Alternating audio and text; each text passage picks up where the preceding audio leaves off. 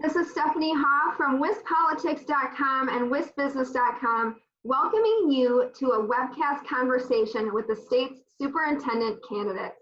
Special series we're doing in partnership with the Milwaukee Tech Hub Coalition. The Tech Hub recognizes K-12 computer science education as vital to growing the region's technology economy. So ahead of the February 16th primary, we're going to see what the candidates have to offer. Each candidate will be asked the same 3 questions from the Tech Hub surrounding computer science in Wisconsin. The candidates did not see the questions ahead of time, nor did they hear each other's responses before recording. Jill Underly kicks off the webcast. She's the Pecatonica Area School District Administrator. That's in Blanchardville, located in Southwest Wisconsin. Jill, thanks for getting in the hot seat today. Thank you. I'm really excited to be here today. So thanks for coordinating this. So every industry is undergoing some kind of digital transformation, and technological literacy is a gateway to upward mobility. However, technology and computer science standards are not consistently integrated into the expectations for a college and career-ready graduate. How is this specifically addressed by the equity-aligned priorities of your platform? Sure. So as you mentioned, it's not specifically addressed. And part of that has to do with the fact that we have a lot of graduation requirements that are locally controlled. So unless a school district makes it a priority, or unless the state makes it a priority, it's not going to be in our graduation requirements. Coupled with that, there is a shortage of computer science and technology education teachers. It's, I think it just goes back to how we pay teachers. It's how we value that knowledge when they come into the classroom. And graduates of tech ed programs and graduates with computer science degrees could get a position anywhere else than in a public school and be able to earn a lot more money. So I think as far as equity is concerned, what we find is that the schools with the means, so the schools that can pay teachers well, or the school boards that put computer science as a priority, those schools are going to have those programs. And so what you'll find is that kids who graduate from the school districts that have computer science and strong technology education programs are going to be better suited for those well-paying jobs. So my platform looks at early childhood education, it looks at teacher education, recruitment and retention, looks at mental health, and looks at school finance. My platform would reinforce those values of equity by, for example, allowing school districts to have better school finance situations where they could implement, computer science programs. My school district at Pecatonica, we have computer science. We have, starting from the elementary levels, we have Project Lead the Way, but we also have a teacher who runs a Girls Who Code extracurricular for the elementary kids. We also have our business education teacher who has a strong computer science background, teaches 6th, 7th, and 8th grade robotics and other computer coding. And then in 9th grade, we have students eligible to take programming. And so by the time they're juniors, we can offer them AP computer science. And as of last year, we were the only school district in Southwest Wisconsin that had AP computer science outside of a larger district such as Prairie du Chien. So, it is an equity issue for sure. The school districts that are better financed, or the schools that have the ability to recruit and retain certain types of teachers, are certainly going to offer those programs. And like I said, those kids will just be better suited when they graduate from high school for those types of careers. And Jill, you walked right into the second question. The teacher and substitute shortage has been exacerbated by COVID-19. And teachers in Wisconsin are not generally required to demonstrate proficiency in tech and comp sci standards. And those that do, as you said, are more likely to find opportunities in the private sector. So despite that shrinking supply of teachers who might be capable of achieving literacy outcomes, what public policy measures would you advocate for to ensure more capacity for tech literacy in schools? Well, I think, one of the functions of the Department of Public Instruction is to work with teacher education programs. And so the programs are responsible for licensing, or educating teachers so that they're ready to be licensed. And part of that process is program approval.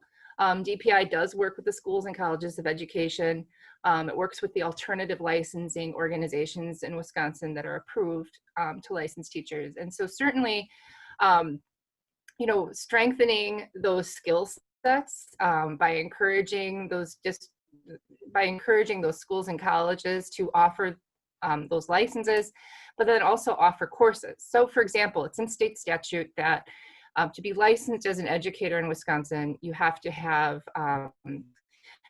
the indigenous peoples and diversity course. For example, to be a social studies teacher like I am, we had to take courses on cooperatives and environmental education. Now teachers, elementary teachers through reading specialists at the district level have to pass the Foundations of Reading test.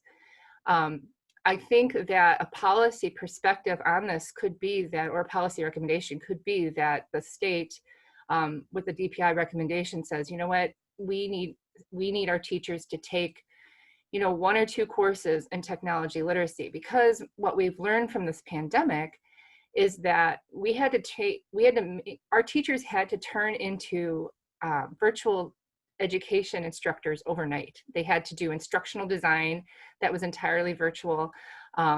They were not, and some school districts were, more prepared than others. Like I said, Pecatonica has had an emphasis on technology education and computer science. And so we've run books for a couple of years. And so our teachers were more familiar with it, but kids are not kids, I should say, pre-service teachers are not coming out of college with these skills necessarily. They may have their own interests, but they don't know how to do virtual instructional design. They don't know how to use perhaps the learning management systems that are pretty common in K-12. Higher ed has their own. So I think, certainly working with the colleges and the schools of education to put more importance on this, maybe making it part of the requirement of, the skill set that we would like these students to have when they graduate. But then again, the other policy side of it is these are really high-end skills. And the expectation needs to be that if we want individuals to have these skills, we have to pay them for that knowledge and that expertise. It's like education has changed so much, and we can't continue to devalue, I think, the work that teachers have and the education that they bring. We have to pay them what they're worth, because again, these skills in any other job sector or employment sector would command much higher salaries. And Jill, finally, last question. About 52% of public high schools in Wisconsin offer a computer science course, but there are still many barriers to scaling the offerings to purposely include girls and students of color. So give us 2 to 3 examples of the largest barriers you see, and how will you and your team address those if elected? Sure. So, as far as including more girls and students of color, there's quite a few different aspects to this. I think in a smaller school setting like Pecatonica, there are a lot of conflicts, I suppose. The electives, because computer science in our school district is an elective. I know you can count it, upper level for math, but that's another issue. But I think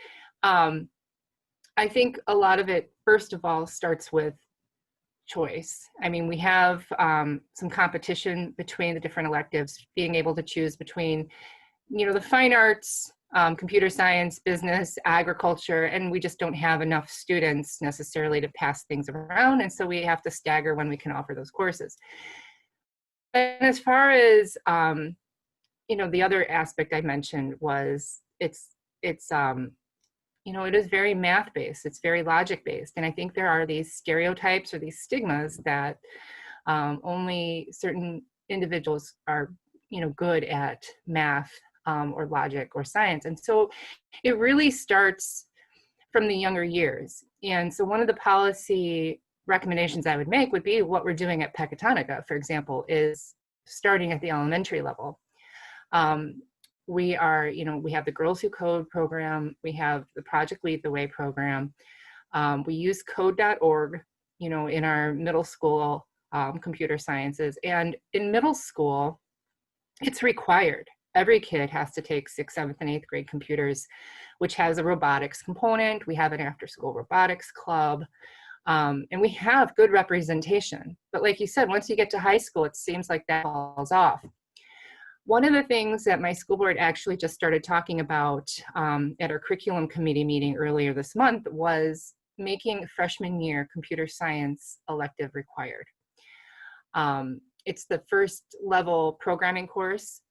And again, if you require it among kids, it's every kid, regardless of their race, gender, socioeconomic background, they're taking that class. And it's about relationships too. Like I said, there's the stigma or perhaps the misconception that only certain people are really good at a certain, type of subject area. But those relationships are, our middle school teacher is female, our high school teacher is male, our elementary code.org and Girls Who Code, she's female. So I think it's, having the representation in the instructors is very important as well. So one of the problems in Wisconsin is that we have we don't have a very diverse teaching force, right? And so if we want representation where, the kids who are teaching to go into, these careers like computer science and math in general, we need more people of color, we need more women also teaching these classes, because like I said, it's about relationships. And so, from a statewide perspective and a policy perspective, recruiting more individuals to go into the teaching profession in science and STEM and computer science careers. And there are some good programs that we can emulate, but again, it's back to relationships and working with the schools and colleges, perhaps looking at programs like People, programs like Educators Rising, looking at ways to have more diverse individuals or more diverse professionals move to the rural areas. So we could look at things like student loan forgiveness.